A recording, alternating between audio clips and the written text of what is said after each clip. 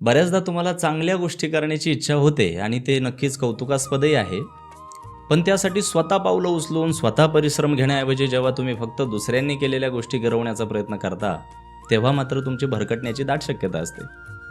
आणि म्हणूनच आपण तर चांगली कामं करावीतच, पण त्यातून आलेल्या स्वानुभवाच्या जोरावर जगालाही तो संस्कार द्यावा. इतरांनाही मोक्षाचा मार्ग दाखवावा.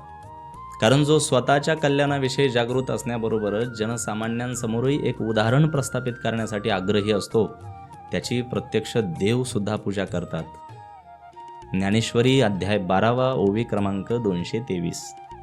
तो पहावा हे डोहळे म्हणून अचक्षुसी मज डोळे, हातीचेनी लीला कमळे पूजू तयाते. त्या अशा भक्तांना पाहावं अशी माझी तीव्र इच्छा असते. म्हणूनच माझ्यासारख्या अचक्षुलाही डोळे निर्माण झालेत. एवढंच काय तर हातातील कमळाने आम्ही त्यांची पूजा करू, अशी परमेश्वराची भूमिका माऊलींनी सांगितली आहे. लागा मग तयारीला.